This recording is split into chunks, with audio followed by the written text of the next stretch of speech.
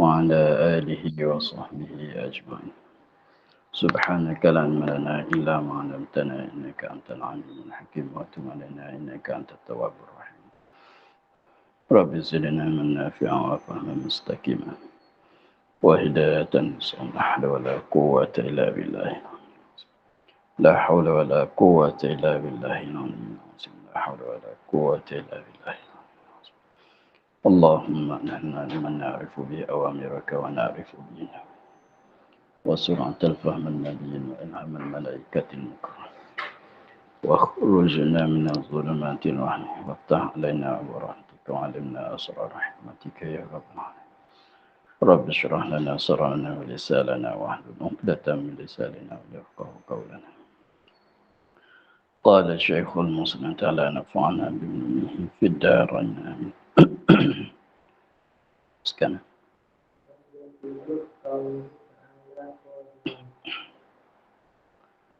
Dan yang 7 itu ada itu tak? Dan yang 7 itu yang betulnya begitu kitab. Dan yang 7 itu kaunuhu ta'ala qadiran. Artinya keadaannya ta'ala yang kuasa. Dan mustahil keadaannya yang lemah. Dan makna keadaannya ta'ala yang kuasa itu berdiri kudrat pada zat Allah Ta'ala atas kaul yang pertama. Dan suatu kelakuan yang menengahi antara maujud dan ma'dum, yang lazim ia bagi kudrat pada kaul yang kedua.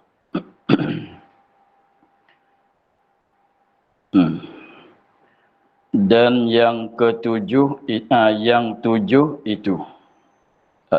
Tulis yang 7. Dan yang 7 itu.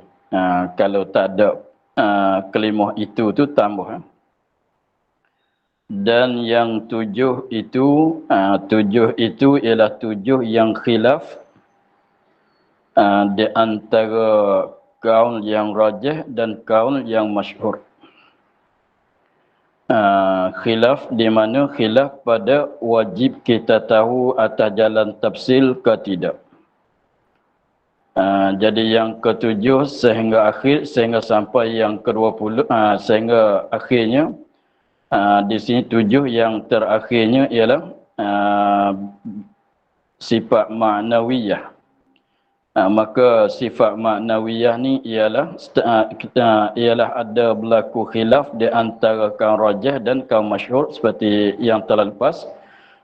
Tetapi khilaf itu ialah khilaf pada wajib mengetahuikan dia dengan secara tafsil ke tidak. Maka kita ikut kaum yang masyhur yang mengatakan bahawasanya kita wajib mengetahui juga dengan secara tafsil. Maka yang 7 itu ialah kaunuhu ta'ala qadiran. Artinya arti kaunuhu ta'ala qadiran, keadaannya ta'ala, keadaannya Allah Ta'ala yang kuasa. Keadaannya, keadaan Allah yang kuasa. Itu diterjemahkan. Kemudian kita tengok kat sebelah tepi itu dia ada tulis. Kat sebelah tepi itu dia ada tulis kaunuhu ta'ala qadiran, artinya keadaannya ta'ala yang kuasa.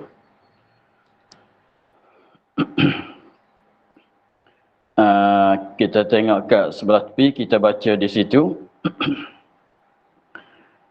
Qauluhu, katanya kaunuhu ta'ala qadiran, artinya keadaannya ta'ala yang kuasa. Ketahui olehmu bahawasa yang dibilangkan sifat itu pada kaul ini iaitulah kaunuhu qadiran, bukannya qadiran maka hanyalah. Itu baca begitu, maka hanyalah dengan ketiadaan kaunuhu.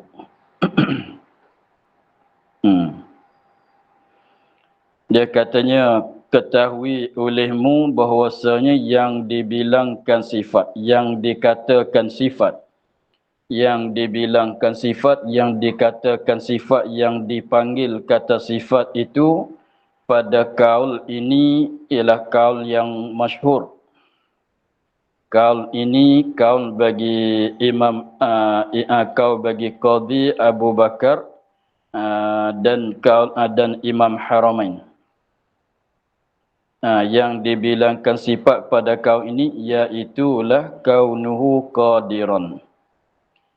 Yang dikata sifat, yang dipanggil kata sifat, yang kena di atas sifat tu ialah kaunuhu qadiran. Yang diterjemuh dengan katanya keadaannya Allah Ta'ala itu yang kuasa. Bukan qadir. Maka hanyalah di mana bukan qadir sahaja. Bukannya qadir, maka hanyalah maksudnya bukan qadir sahaja. Dengan ketiadaan kaunuhu, dengan ketiadaan lafaz kaunuhu. Kenapa begitu? Kerana qadir itu zat yang bersifat dengan kudrat. Bukannya ia sifat. Jadi sifat yang dikatakan sifat, yang kena atas sifat tu ialah kaunuhu qadiran. Keadaannya yang kuasa. Itu dikatakan sifat ma'nawiyah. Bukan qadir sahaja dengan tidak ada lafaz kaunuhu sebelumnya. Bukan. Sebabnya kerana qadir, kalau kata qadir itu zat, kena atas zat yang bersifat dengan kudrat. Kalau kata qadir saja tu bukan kena atas sifat, bahkan kena di atas zat yang bersifat dengan kudrat. Bukannya ia qadir tu sifat. Bukan sifat. Jadi maklum kalau kita katanya kaunuhu qadiran, itu ialah sifat yang mana setengah daripada sifat maknawiyah. Dan juga kalau kita katanya qudrat, qudrat itu pun sifat juga, tapi setengah daripada sifat ma'ani. Kalau kata qudrat, maka itu satu sifat, ialah setengah daripada sifat ma'ani. Juga kalau katanya kaunuhu qadiran, ini pun sifat juga. Tapi kenapa setengah daripada sifat ma'nawiyah. Tetapi kalau qadir saja, qadirun, qadiran, qadirin, ikut bacalah tu.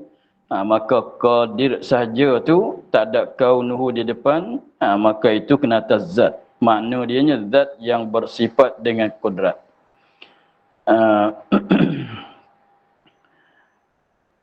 Maka di situ kalau qadir tu makna kena atas zat yang bersifat dengan kudrat, kena atas zat Allah, bukan sifat Allah, kena atas zat Allah. Dia begini, dia mengikut bentuk lafaz. Mengikut bentuk lafaz, kalau orang belajar dalam kaedah nahwu sarafnya, qadir tu dikatakan isim wasaf, isim fa'il, setengah daripada isim wasaf, maka dia beri maknanya begitu. Sebab kalau kita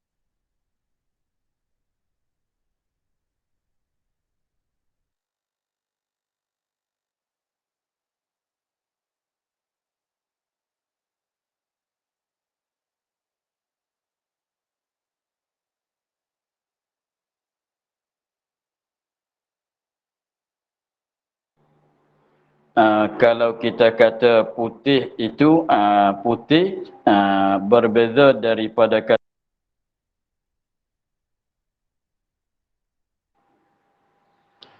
berbeza daripada kata yang putih.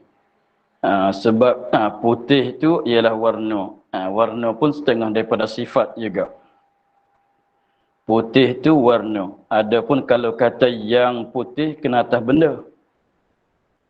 Yang putih maknanya kalau kata yang putih mana suatu benda yang berwarna putih. Yang bersifat dengan sifat putih. Kalau kita katanya hitam, itu satu warna. Kalau katanya yang hitam, itu mana suatu benda yang bersifat, yang berwarna hitam. Tapi kalau bahasa Arab tu dia kata hitam tu sawad. Hitam tu sawad. Itu kena tahu warna. Tetapi kalau wasaf dianya, dia kata aswad. Aswad mana yang hitam. Yang hitam ini bukan warna. Kena atas benda yang warna hitam. Yang berwarna warna hitam. Kalau bahasa Arab kata aswad. Yang hitam. Sebab tu kata hajarul aswad. Al-hajarul aswad. Sebab dia kala hitam. Maka begitu juga kalau kita katanya masin. Masin tu adalah sifat. Masin adalah sifat. Kalau kata yang masin tu kena atas benda seperti air laut masalah garam. Maka garam tu bukan masin. Maka garam, maka air laut tu bukan dia masin. Bahkan benda yang masin. Benda yang masin.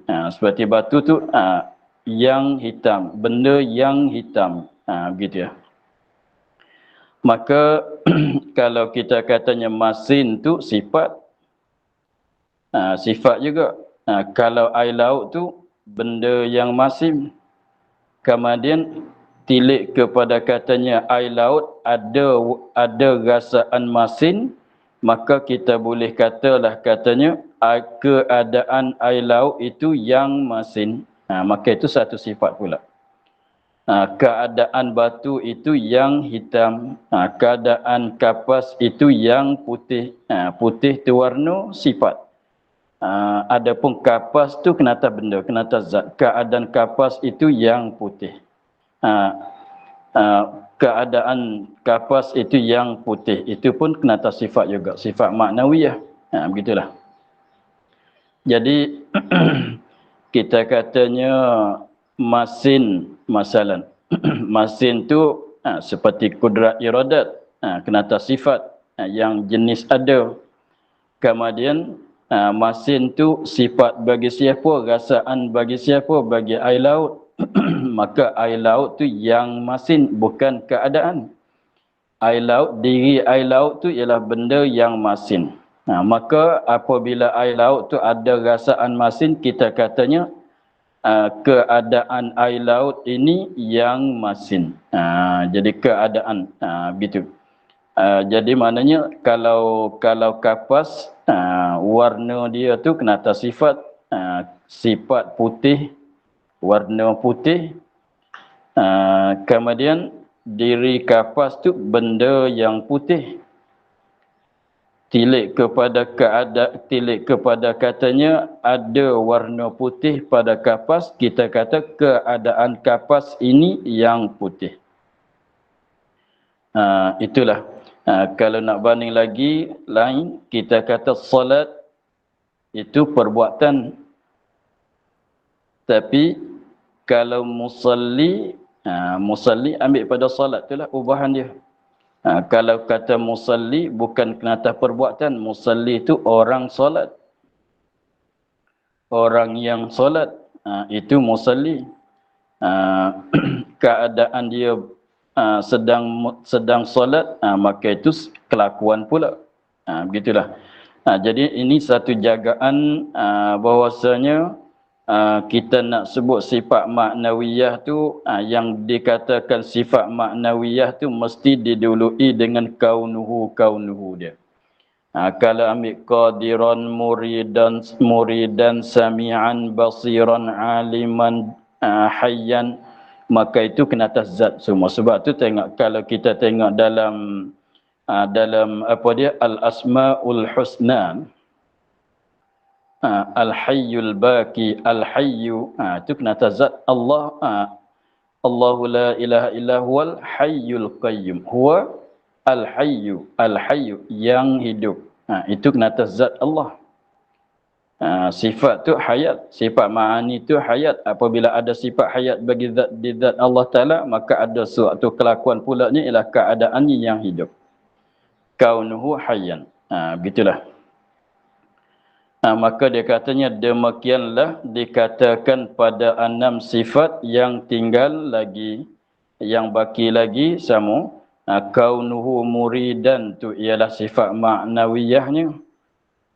Adapun muridan kena atas zat yang bersifat dengan iradat. Maka iradat tu sifat. Maka barang siapa i'tikad bahawa qadir dan murid dan alim dan hayyun dan sami' dan basir dan mutakallim itu sifat, adalah i'tikadnya itu salah. Salah pada i'tikad dia. Sebab qadir ialah zat yang bersifat dengan kudrat, dengan perkuasa. Dan murid tu apa dia? Zat yang bersifat dengan iradat. Alim maknanya zat yang bersifat dengan ilmu. Sebab tu panggil orang yang ada ilmu panggil orang alim. Jadi alim tu ialah kena tahu orang. Kalau kita makhluk. Betul dah. Dan hayyun maknanya zat yang bersifat dengan sifat perhidup, sifat hayat. Demikianlah sami' basir, kalam, mutakallim pun gitu juga. Mutakallim makna suatu zat yang bersifat dengan sifat kalam. Maka sekiranya kalau katanya qadir sahaja tak ada kaunuhu di depan tu kena atas sifat, maka itu salah pada i'tikad dia. Sebab dia benda ni tak lepas daripada ada kalanya zat, ada kalanya sifat. Dia dua tu saja. Maka kalau qadir, dia kita ada 3 lafaz.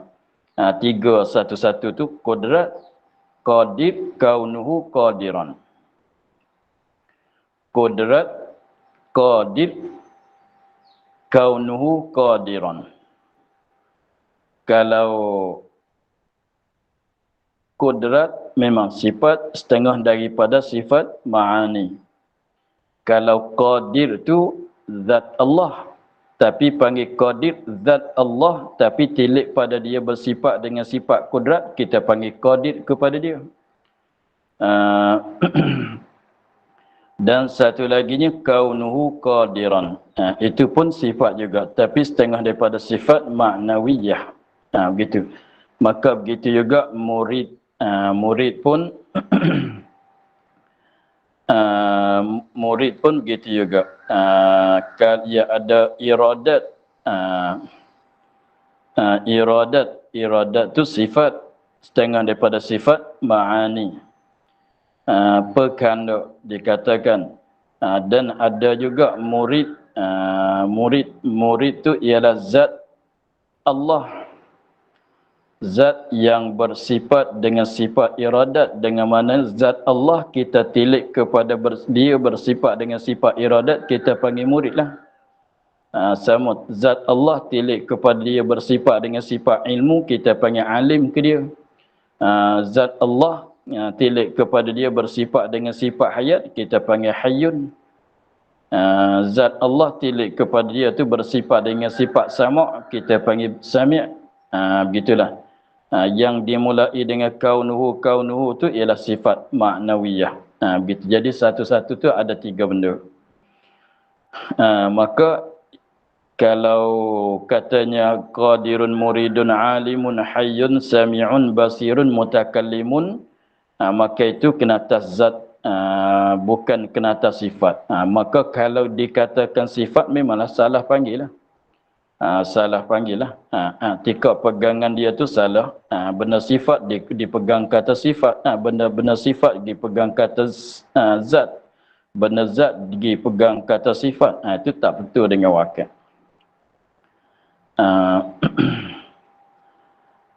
Dan jika adalah jatuh membilangkan dia sifat, itu di dalam beberapa kitab Melayu. Ni kira kata salah. Kalau kata qadirun muridun alimun hayyun ke semua tu, sampai mutakallimun tu kalau dibilang kata sifat itu, tikak dia tu salah.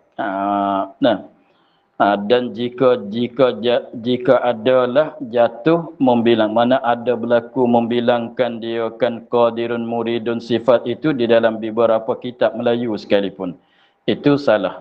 Jadi sekiranya kalau kita jumpa dalam kitab dia kata qadirun, tetapi masuk dalam bahagian sifat, kita kena tanggung katanya kaunuhu qadiran.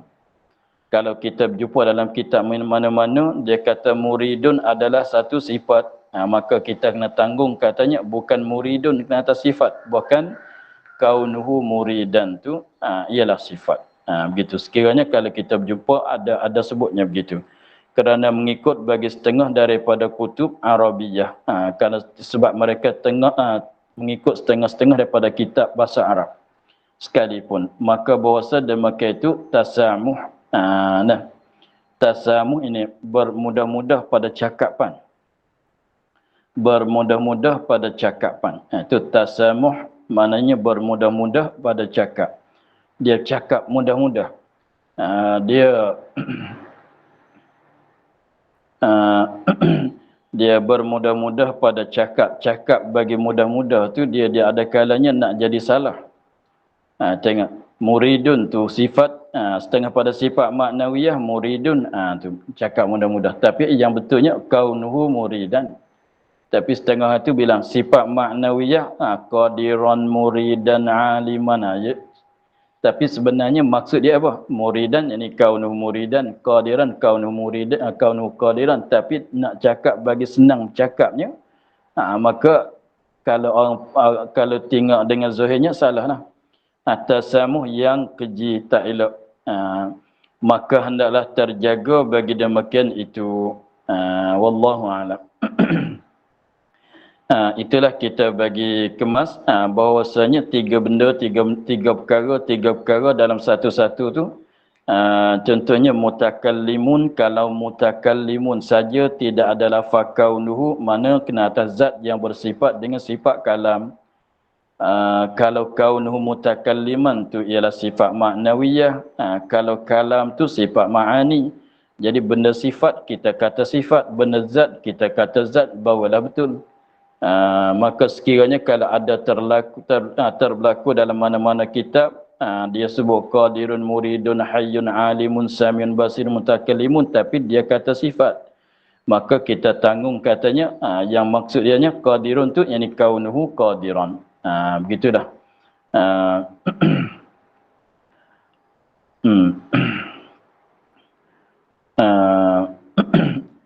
Habis di situ, maka kembali pada asal kita,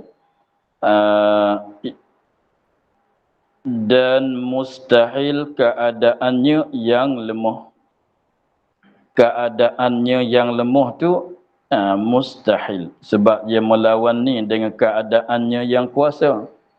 Apabila sabit bagi Allah Ta'ala tu sungguh keadaan Allah Ta'ala itu yang kuasa, maka mustahilah keadaannya yang lemah.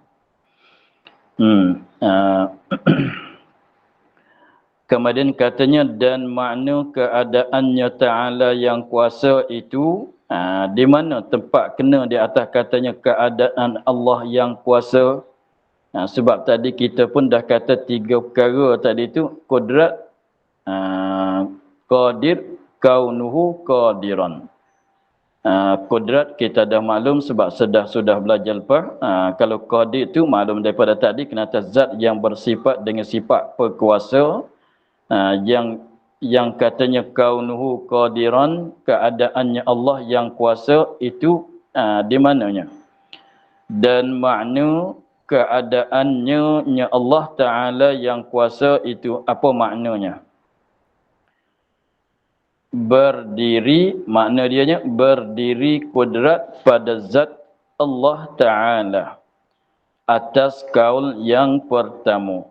Dia kata kaul yang pertama ialah kaul rajih yang membilangkan sifat yang mengatakan wajib kita mengenalkan dengan secara tafsil itu 13 sifat. Ialah kaul bagi Imam Al-Ash'ari.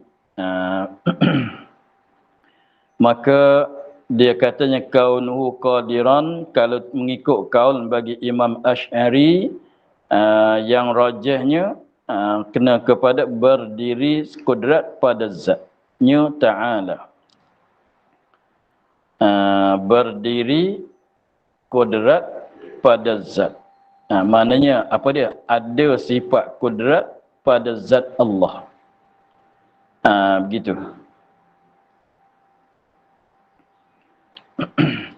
Jadi nak banding dulu, kita katanya kalau kita katanya keadaan garam itu yang masin. Masin tu satu rasaan, satu sifat. Macam sini kudrat tu satu sifat.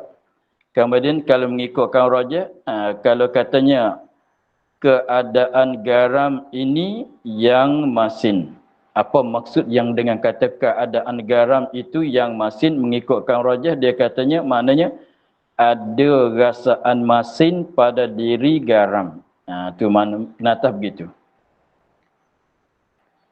Jadi masin tu satu rasaan, masin tu ialah satu rasaan yang kita boleh rasa dengan lidah kitanya.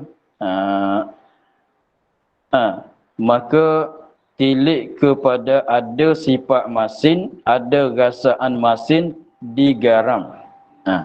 Tilik kepada ada sifat masin di garam. Maka di situlah kita panggil kata keadaan garam ini yang masin. Dia tak sama. Kalau kata masin tu semata-mata rasaan.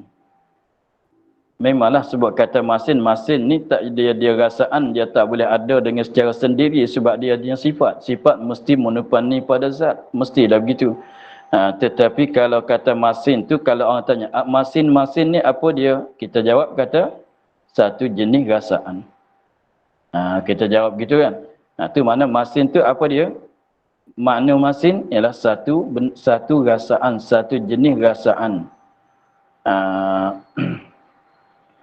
Tapi kalau katanya keadaan garam itu yang masin, apa nak tafsir dia? Apa maksud dengan kata keadaan garam yang masin? Maknanya nak cerita apa kalau kata begitu? Apa yang dia nak cerita kata keadaan yang masin? Apa maksud kalau dia katanya keadaan garam itu yang masin? Maka maksud dia nak cerita katanya ada rasaan masin di diri garam, ada rasaan masin pada air laut. Begitu. Kalau kita katanya keadaan kapas itu yang putih. Keadaan kapas itu yang putih. Lain daripada putih. Kalau kata putih itu adalah suatu warna. Satu bagai, satu jenis warna. Begitu. Kemudian tilik kepada warna putih ada di kapas. Di situ. Warna putih ada di kapas, di diri kapas. Situlah kita panggil keadaan kapas itu yang putih.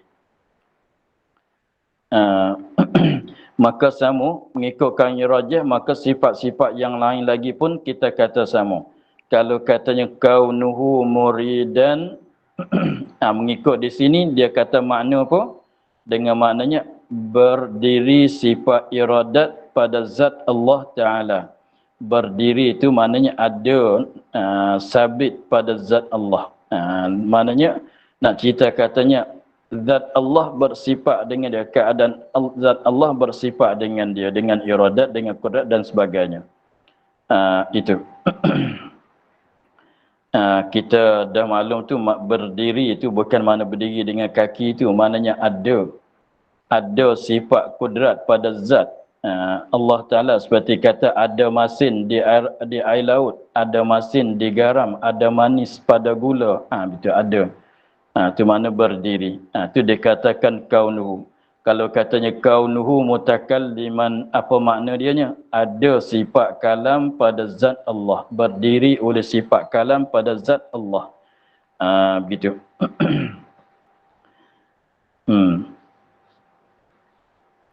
Kalau kita katanya keadaan saya yang mendengar. Kalau kita keadaan saya yang mendengar, maknanya saya ada sifat pendengar pada saya. Kata begitulah.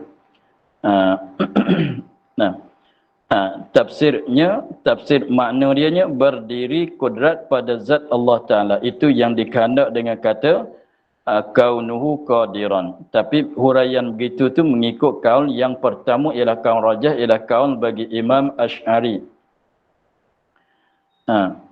Dan sewaktu ni atas pada berdiri kudrat pada zat. Dan sewaktu kelakuan yang menengahi antara maujud dan ma'dum, yang lazim bagi kudrat. Pada kaul yang kedua, jadi mengikut kaul yang kedua, kaul bagi Qadi dan Imam Haramain. Jadi kaunuhu qadiran tu apa makna? Mengikut kaul yang kedua, kaunuhu qadiran tu apa makna yang dimaksudkan dengan kata kaunuhu qadiran mengikut kaul yang kedua? Maka dia katanya kaunuhu qadiran mengikut kaul yang kedua tu ialah suatu kelakuan. Suatu kelakuan yang mana kelakuan itu, kelakuan pun panggil sifat jugalah. Kelakuan pun sifat juga. Suatu kelakuan, suatu keadaan, suatu kelakuan yang menengahi. Kelakuan itu kelakuan yang menengahi antara maujud ni, antara ada dan ma'dum dan tiada. Jadi maknanya kaunuhu qadiran, keadaannya Allah yang kuasa, itu satu kelakuan. Satu kelakuan, tapi kelakuan ini kita nak kata ada pada kharij. Nak kata ada pada kharij seperti ada zat Allah Ta'ala sehingga boleh tengok dengan mata. Kalau Allah Ta'ala bagi tengok, tak boleh kita nak kata ada seperti ada sifat kudrat. Kalau Allah Ta'ala buka hijab kita boleh tengok tu, tak sampai begitu.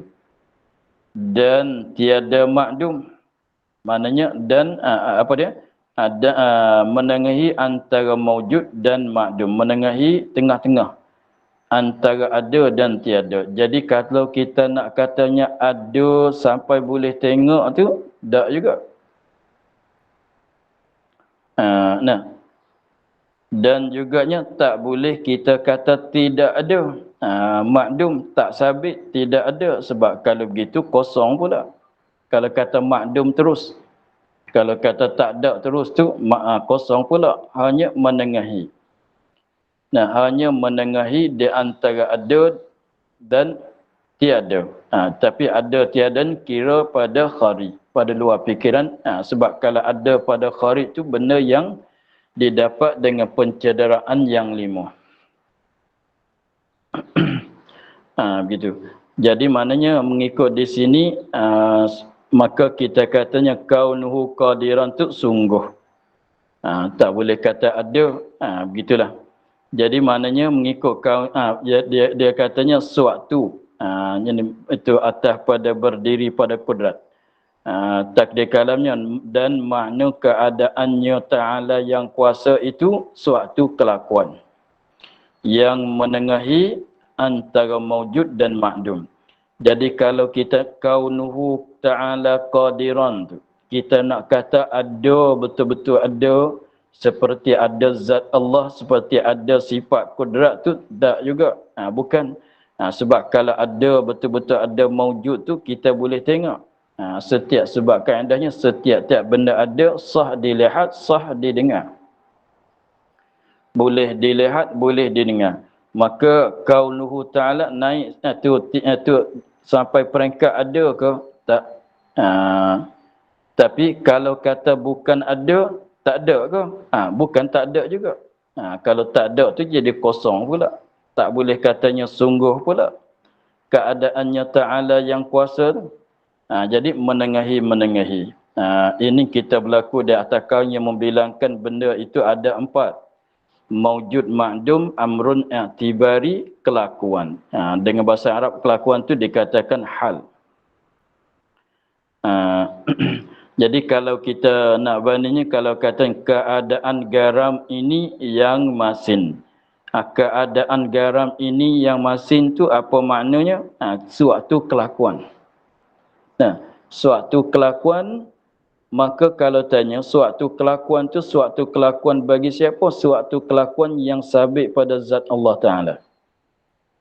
Suatu kelakuan, maka kelakuan ni pun dibilang kata sifat juga. Jadi suatu kelakuan yang tapi kita nak tanya dia begini, benda ni dia tak lepas daripada 4 perkara kalau mengikut dia. Mengikut kaum yang kedua. Jadi maujud ma'dum, amrun i'tibari, dan kelakuan dan hal. Jadi apabila kita katanya, tengok, zat Allah masuk dalam bahagian mana? Zat Allah masuk dalam bahagian mana? Maka zat Allah masuk dalam bahagian benda maujud, ada pada kharij. Sebab tu nanti dalam syurga nanti kita boleh tengok, boleh memandang kepada zat Allah. Sebab dia ada. Setiap-tiap benda ada, yang ada pada kharij itu sah dilihat. Sah dilihat. Dan didengar. Itu panggil benda maujud. Lepas tu dhabit dianya, dhabit maujud pada kharij tu nak panggil ada pada kharij. Ada tu makna setiap perkara boleh didapat dengan mana-mana daripada pencederaan yang 5, itu dikatakan maujud. Maka tengok, keadaan garam yang masin kita boleh tengok dengan mata ke? Diri garam tu boleh lah. Diri garam tu kita boleh tengok, boleh sentuh, boleh pegang, ada lah pada kharij. Masin pun ada juga sebab kita boleh ambil rasa dengan lidah, dengan pekecap dengan lidah. Maka masin tu ada juga, dikatakan benda maujud juga. Diri garam benda maujud. Diri masin maujud juga sebab kita boleh ambil rasa dengan lidah. Tetapi keadaan garam yang masin itu suatu kelakuan. Nak kata ada ke? Keadaan garam yang masin nak kata ada ke? Tak boleh kata ada. Sebab kita tak boleh tengok dengan mata, sebab kita tak boleh dengar dengan telinga, kita nak sentuh pun tak boleh, nak cium pun tak boleh, nak rasa dengan lidah pun tak boleh juga. Keadaan garam yang masin. Yang mana kita boleh rasa dengan lidah tu ialah diri rasaan masin. Begitu. Jadi maknanya apa dia? Keadaan garam yang masin tu bukan ada pada kharij. Lagi pulanya keadaan garam yang masin tu bukan kosong, bukan makdum. Bukan makdum. Kalau kata makdum maknanya tidak keadaan garam yang masin tu lah. Itu bukan kosong sampai tak ada tu bukan juga. Nak kata ada tak boleh juga. Apabila kita pegang garam. Kenapa boleh pegang? Sebab garam itu ada. Apabila kita pegang garam, maka kita letak di atas lidah. Apabila kita letak di atas lidah, dapat rasaan masin. Kenapa kita dapat rasaan masin? Sebab rasaan masin itu ada.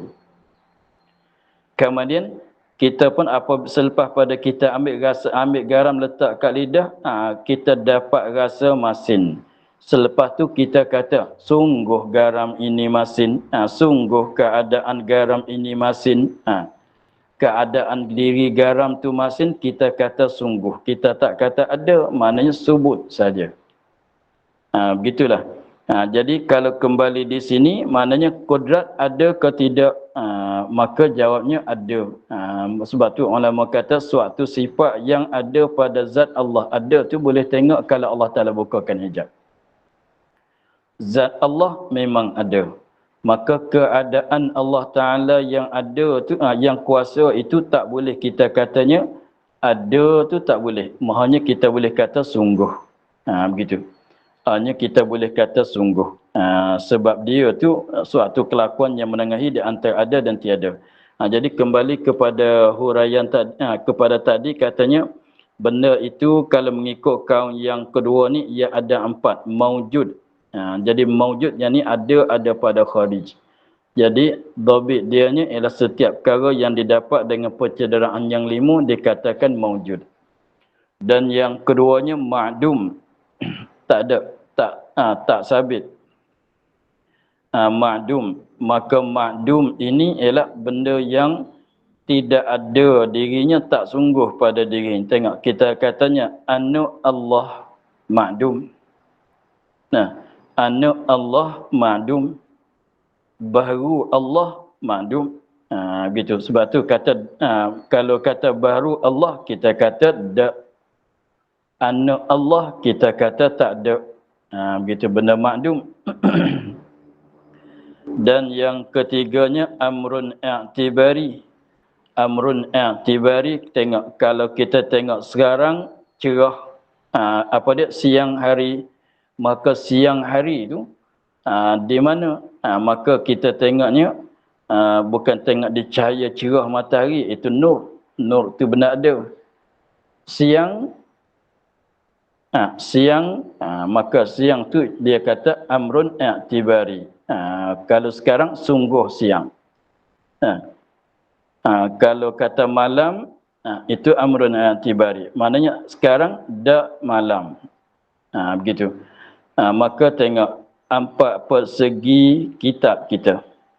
4 persegi kitab kita tu amrun i'tibari. Ini dia tak bukan ada, hanya sungguh kita katanya. Tengok 4 persegi kitab kita tu, kalau tanya, kalau kita nak cakap sungguh kitab saya 4 persegi tak bulat, kata begitu. Tak bulat. Maka 4 persegi kitab tu dan nipisnya, maka itu amrun i'tibari. Itu amrun i'tibari. Dia panggil. Dah 3 perkara dan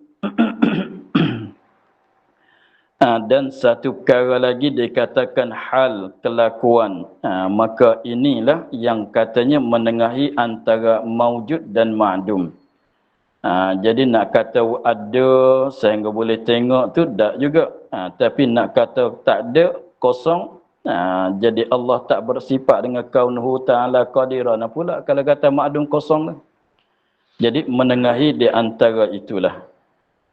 Adapun kalau kita mengikut kaum yang pertama, kalau kita mengikut kaum yang pertama, keadaan Allah Ta'ala yang kuasa kaunuhu qadiran tu dia kata kenapa berdiri kudrat pada zat, masuk dalam amrun i'tibari. Kalau kita mengikut kaum yang pertama tadi, dia katanya makna kuasa, makna keadaan Allah yang kuasa itu berdiri kudrat pada zat Allah Ta'ala. Itu kenapa apa dia? Kenapa? Amrun i'tibari. Seperti kita duduk. Duduk. Maka di mana tempat panggil duduk, kita nak tengok tak nampak badan kita, nampak tempat lah kita nampaknya. Tapi duduk, berdiri, berjalan, makan, bersila, maka itu amrun i'tibari. Sebab kalau mengikut kaum yang pertama tu, kaum rajah, dia kata benda itu ada 3 saja. Maujud, ma'dum, amrun i'tibari. Maujud, ma'dum, amrun i'tibari. 3 saja. Maka kaunuhu ta'ala qadiran masuk dalam bahagian amrun i'tibari mengikut kaum yang pertama. Yang mana kaum yang pertama ialah kaum yang rajah, isi Imam Asy'arinya, benda-benda itu ada 3. maujud, ma'dum dan amrun i'tibari. Yang mana dikatakan maujud, maka dhabitnya setiap-tiap benda yang didapat dengan pencederaan yang 5 itu dikatakan maujud kesemuanya. Tetapi kalau suatu benda tu sungguh tetapi tak boleh tengok dengan mata, tak boleh dapat dengan pencederaan yang 5. Tengok kitab kitanya 4 persegi. Bentukkan kitab kitanya 4 persegi. Boleh ke tidak kita kata tak boleh? Sungguh ke tidak kitab kita ini 4 persegi bentukannya? Sungguh. Tapi nak tengok boleh ke tidak? Tak boleh nampak. 4 persegi yang kita nampak tu diri kitab. Boleh pegang ke tidak? 4 persegi tak boleh pegang. Yang kita pegang tu diri kitab. Tetapi berbentuk begitu kita reti katanya, kita faham katanya 4 persegi bentuknya begini, ada 4 bucu ni. Benda yang ada 4 bucu ni kita kata benda yang 4 persegi. Maka 4 persegi tu amrun i'tibari. Kita katanya sungguh. Tak boleh kata ada sebab dia bukan benda maujud. Nak kata ada tu benda maujud. Diri kitab tu memanglah ada. Sebab kita boleh tengok dia, kita boleh pegang dia. Tapi berbentuk 4 persegi itu ialah amrun i'tibari. Benda ma'dum, yakni benda yang tak boleh kata tak boleh kata ada, tak boleh kata sungguh. Tengok tengok kita katanya bulat kitab kita, itu boleh kata ma'dum. Anak Allah ma'dum. Begitulah. Jadi maknanya kaum rajah di si Imam Asy'ari, benda-benda itu ada 3 perkara saja. 3 perkara saja ialah maujud, ma'dum, amrun i'tibari. Maka dia katanya kalau kata zat Allah ada, masuk dalam bahagian ada benda maujud. Ini kita mengikut kaum pertama, kaum rajah yang mengatakan benda itu 3 perkara. Zat Allah ma'dum, itu apa? Benda maujud, benda yang ada pada kharij. Sifat kudrat, benda yang ada pada kharij sebab boleh ditengok. Lemah Allah, lemah, benda ma'dum. Lemah Allah, lemah tu benda ma'dum. Keadaannya Allah yang kuasa, amrun i'tibari. Keadaan Allah yang kuasa, amrun i'tibari. Keadaan Allah yang lemah, tak sungguh, ma'dum. Begitulah. Adapun kalau kita mengikut kaum yang kedua ialah kaum bagi Qadhi Abu Bakar Al-Bakillani dan kaum bagi Imam Haramain itu bahawa sebenarnya itu ada 4. Dia tambah kelakuan satu lagi dengan bahasa Arabnya hal. Jadi maujud, ma'dun, amrun i'tibari, lepas tu hal satu lagi. Hal satu lagi. Maka sifat ma'nawiyah katanya keadaannya Allah Ta'ala yang kuasa tu masuk dalam bahagian hal, kelakuan. Tak masuk dalam bahagian amrun i'tibari. Begitu. Jadi dia lepas tu nak tahu di mana katanya dia tu kenata hal tu, dhabit dia menengahi antara maujud dan ma'dum. Maka dia berbeza dengan amrun i'tibari. Dia amrun i'tibari, dia bukan benda maujud, hanya dia sungguh saja. Jadi tinggi sikit, jadi kelakuan ini tinggi sikit daripada si amrun i'tibari. Begitulah. Jadi pendek katanya itu cara-cara membilang saja. Tapi untuk nak lepas daripada i'tikad tu semata-mata kita i'tikad kata sungguh keadaan Allah yang kuasa dah lepas daripada tututannya. Semata-mata kita i'tikad katanya sungguh keadaan Allah Ta'ala yang kuasa. Sungguh keadaan Allah Ta'ala yang kuasa, tidak keadaannya yang lemah, mustahil keadaannya yang lemah. Itu dah cukup. Untuk nak tilik pada memadai pada i'tikad tu dah cukup di situ. Tetapi kalau nak bahas lagi, panjang lagi, dalami lagi apa maksud dengan katanya keadaannya yang kuasa, maka itu mengikut ulamanya ada 2 tafsir. Setengah katanya kaunuhu qadiran itu ialah berdiri, kenata apa dia? Berdiri. Makna dianya ialah berdiri kudrat pada zat. Ada sifat kudrat pada zat Allah. Seperti kata ada masin di air laut. Kalau kita mengikut kelakuan yang, kalau kita mengikut huraian, mengikut kaum yang kedua, keadaan Allah Ta'ala yang kuasa itu satu kelakuan, tapi kelakuan ini wajib bagi Allah. Tapi kelakuan ini ialah kelakuan yang menengahi antara maujud dan makdum. Nah, maka begitulah setiap-tiap perkara kalau masuk dalam kata kelakuan hal, maka dia akan menengahi di antara maujud dan makdum. Seperti sifat wujud. Mengikut kaum yang kedua ni, dia kata wujud ni hal. Maka sifat wujud itu menengahi di antara maujud dan makdum. Begitulah. Tengok. Dia katanya suatu kelakuan yang menengahi antara maujud dan makdum yang lazim ia bagi kudrat. Pada kaul yang kedua.